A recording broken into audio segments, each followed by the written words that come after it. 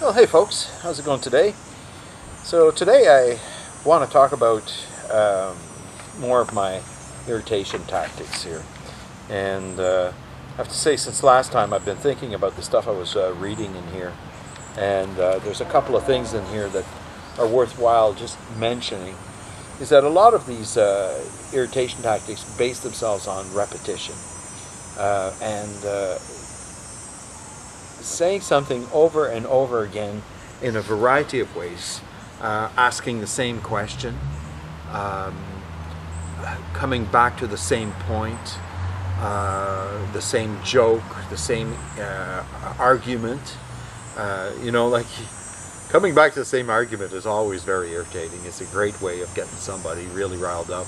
You've been over it already, and you just point the finger again at the old excuse, the old problem. Yet one more time. Who wants to hear that?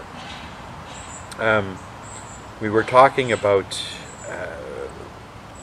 the variety of tactics in the directions, and in repetition.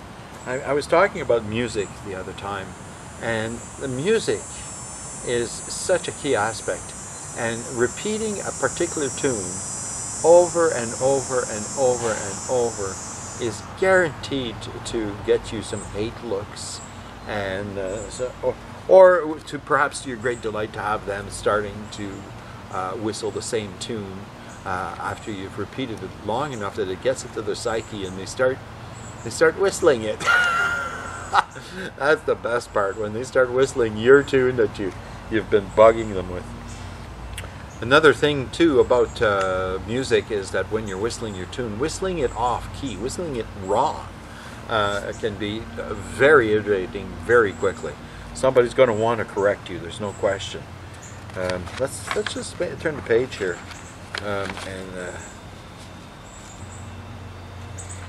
joke explanations. Well, let's take a look and see what else I can find here. There's joke explanations. I've talked about jokes before, about like the Sherlock Holmes jokes with the same ending and all that. But having a joke that's a simplistic joke and explaining why it's funny to someone who couldn't care less can really get on somebody's nerves. So that's a really good thing to do, particularly, as I said before, if you say the same joke to each person and then you go and explain it to each person. That can be really, really bad. Oh, the eyes. I've been thinking about the eyes recently, that I had to mention this one too. Now, this one, it's incredibly effective. So the only thing you have to do when you're doing this is when you're looking at the face of the person, you don't look at their eyes. Well, you can look at their eyes. You just don't stay there, right? You just keep going back up to a spot that's like right up here somewhere. Just keep going back to it, and just keep looking up and going back, up and back, and then eventually sort of fixate on it. And if ever they ask you what you're looking at, you go, no, nothing, and just stick to that. Just keep, no, it's nothing. It's okay. Sorry, and that may end up getting them. They'll have to get up and go look at themselves in the mirror, see what the hell's going on up here, that you're looking at, and of course there's nothing there. The attention is another aspect. When they're talking to you, you can start roving around with your eyes, just and at some point they're going to say, "Are you listening to me?" And you go, "Oh yes, of course." And at some appropriate point, you can just up and comment, "Oh, I'm sorry, I seem to have lost track there. What were you saying?" And all this while that you've assured them, no, you're following track, and you've gone and lost track. That'll infuriate them. Another little trick, the advanced interrupt. The advanced interrupt is a huge aspect. I didn't know if it's worth mentioning or anything, but there's the interrupt technique, right? We've already talked about that, where you come in and you interrupt someone. But you can do, look, the train's there on time, once again. you can do these great interruptions that are you've already taken the topic off of them, and then you can interrupt yourself.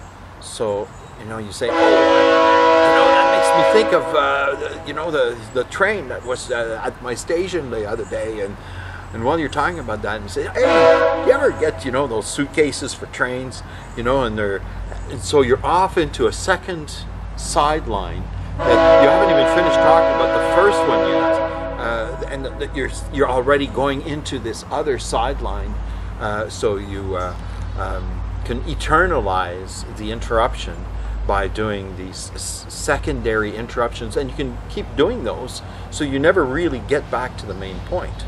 And another thing that about this is that you can be really, you're really intent about not getting taken off topic, whatever your topic is, and so you resist having them take control of the conversation back. So you can allow them to do it, but you just make sure that as soon as they've taken it and they've started going, you just jump right back in, interrupt, speak louder, don't let them take it away again, and just keep going and keep talking about your pointless point that was an interruption of the first point. Very effective in irritating people. And along the way, you can mix these things up, and let's not forget there's the volume, where you start talking and you're talking into a lower volume, and it becomes harder and harder and harder and harder to understand as you vary your tone up and down like this. All effective tactics. Now, dealing with intelligent people. Now that's an area in itself. It took me a while to come up with this, but the idea here is an intelligent person thinks that because they're smart, they're not going to get irritated by you.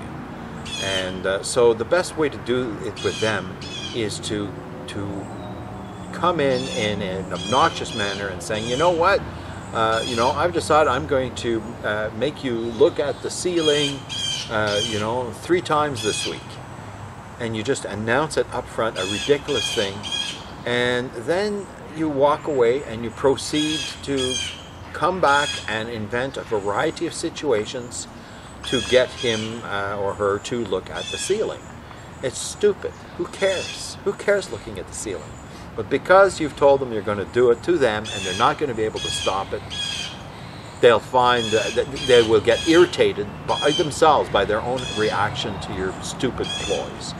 And it's quite easy, particularly if you catch them unawares, to get them to look at the ceiling. There's no end of angles. Is there a leak? I had dropped some water on the floor, and I said, "Hey, where's that water come from?" And I thought that was pretty good, because I'm not looking at the ceiling, I'm looking at the floor. But the question of where that water's from, there could be a ceiling leak, and if you look up, well, then you just looked up.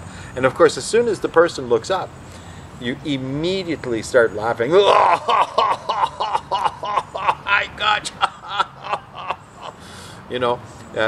It's going to really set them off. So keep this tactic in mind for your good friends.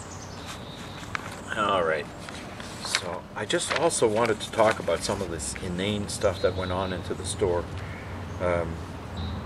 I've been thinking about this memory of this guy chasing me into the kitchen. That was just a ridiculous moment in the Keg restaurant, where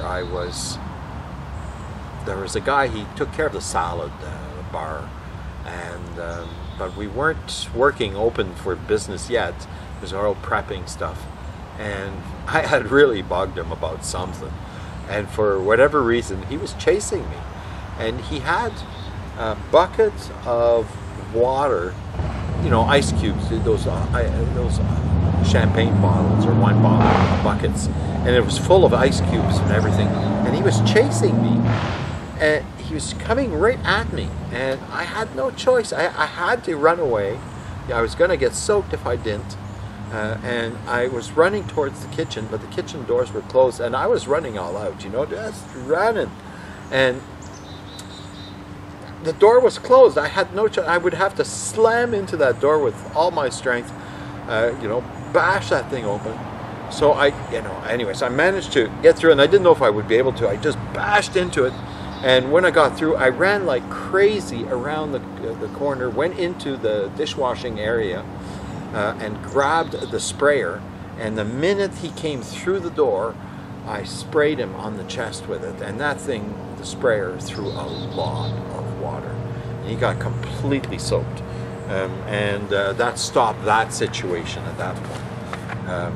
Great memory on that one. The rush of me running towards that door, and I had just had to get away. He was going to hit me with it. It just he wasn't stopping. He wasn't stopping. Oh. At one point, I had been promoted, and I was working in the office. And the office, they had you do these inventory counts, and you go around and count everything up. And they would want you to compare that to the sales, and see what type of differences there was between what you were supposed to have used and what you did use. If you used too much, then you were losing money, and if you had not used enough, then you were stinging out on the customers, and you had to address these issues. And it took quite a while to do the inventory and get those numbers done, and in particular, the calculations seemed to me rather onerous. So I decided to write myself a program that would be able to take care of this. This was at rudimentary computer times, basic language, that's about it. But I understood it a bit, and I was able to write a few little things, and I fancied myself a programmer and decided I was going to create a program to do this thing. And I have to say, it took me, I don't know, weeks and weeks and weeks of work at home to design this thing. And I had come to this point where I was going to actually write the thing. I was ready for it, but I'd written it all on paper ahead, and there was a whole series of figures following the same formula, and I felt that if I put in all these formulas for each, or these figures for each of the items in the inventory, it would be simpler later on to do the entries. And I just couldn't do it. There was just so much of it. I ended up getting my mom to come over and recite some numbers to me to be able to get this thing done. And it took forever. And I had to bring the computer over to the store, to the restaurant, and get myself all set up and everything. It took forever to do. In the end, I don't know that I saved a single minute out of this inventory process by doing this. But I was pretty stubborn, and I did it right to the end. Another one that I remember is I was working in there on the Sunday, and the cook arrives, and he starts laughing at me and says, "Hey, there's these cops all over your motorcycle outside." And I just wouldn't listen to him. Another stunt. They were always pulling stunts on me. I pulled stunts on them. And so I ignored him right until the evening when my shift was over, and I went out to get my motorcycle, and it was gone. And at first I thought it was stolen, and then I remembered that guy talking to me about the cops being around it. And I called the police station, and sure enough, they had towed my motorcycle. And I couldn't understand why. It was parked there. It wasn't doing anything wrong. It wasn't leaking. In the end, I went to the cop station. I sat down with the guy who had gotten my motorcycle towed, and he showed me how when they input my license plate, it came up with this guy's name, not my name, some guy's name, but that guy's name was a known motorcycle thief. And he said that there had been some accident, and the gas tank was caved in, and that was me doing it. I had been punching it while I was driving because I was so pissed off at it because it wouldn't run well. So I ended up taking this, getting this bike back, because when you put my name in, you got my license number, but when you put the license number, you got this guy's name in, and that's how this mix-up happened. Anyway, I was charged $16 by the tow truck company to get it back out of the yard where it was kept. And in the end, I wrote a letter to the commissioner, police, and to see if I could get my money back, and I did. They sent me a check for the money, and I thought that that was actually great. But it was a ridiculous situation, and not understanding what had happened was rather confusing in the whole thing. I guess another area of annoyance is in cars. I've talked a little bit about cars before, but in a car, you can do a variety of tricks inside the car and outside the car. But you got to be careful. There can be some consequences to irritating people when you're in a car. You can get somebody really pissed off at you who will chase you to the end of the world to get back at you for whatever it is you did. And you got to be careful not to veer into too much of practical jokes, because that can be pretty bad with cars. However, there are some excellent ideas to do. One of them inside the car is to simply just turn on the radio looking for a proper station. And you can just keep changing stations. Every time a song comes on of some sort, you can just, switch it off mid-song, start looking for another station. Never settle on anything. And that will irritate the heck out of whoever's in the car with you. Smoking cheap cigars is another one in the car. I would keep cigars. I didn't smoke, but I would keep these cigars that I would light, and in the car only when other people were there, and it was just noxious, these cigars. I think it was the basis of how cheap are they? How little do I have to spend to get the 12 cigars, Now, another one is to be on either a careful driver or a Sunday driver, to obey the rules of the road, essentially. Now, if you just think about this, all you have to do is go the miles that they indicate on the side of the road when you're driving. All you have to do is that, and you will irritate absolutely everybody. Nobody drives at that speed. It'll get them going. Another thing you can do is to hit that brake pedal a lot. And you know yourself as well that following a car whose brake pedal keeps coming on, it's just jarring. It's just irritating as all heck. Another thing you can do is when you're waiting behind somebody at a set of lights, the ideal is to be right behind the first person in the front, and the light turns green and you honk. You just honk there as soon as that light turns green. Don't give them time to get going, just to prod them along a little bit. Inside the car, by the way, when you're not driving, one of the most irritating thing you can do is to be sitting next to the driver and to tell the driver to do whatever it is that they're doing. You could just be sitting there and go ahead and move your foot and press that pedal. Turn your steering to the left, and click that indicator signal. You should honk that car. Whatever it is you're doing, he's doing, or they're doing, you tell them to do it. And you just keep at it. And, the natural inclination when somebody's telling you to do something is to not do it. And unfortunately, if they're driving for a reason. They don't want to crash into anything. So you're doing that will effectively make them want to stop doing what they have to do, and it'll infuriate them.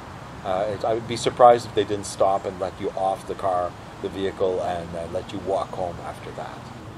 Well, I guess that's going to complete my run of irritation tactics and my review of the Keg restaurant. Those were crazy times, good times, and they certainly impacted my life. And I may follow this up, I believe I will, with a video just talking about how this followed up in the rest of my life. Because I can see it in all the different things that I did, the writings that I did and whatnot. So you'll see this in my next video. But for that, thanks for watching this section about my memories of the Keg restaurant and how these irritation tactics started. And I hope to see you in my next memory.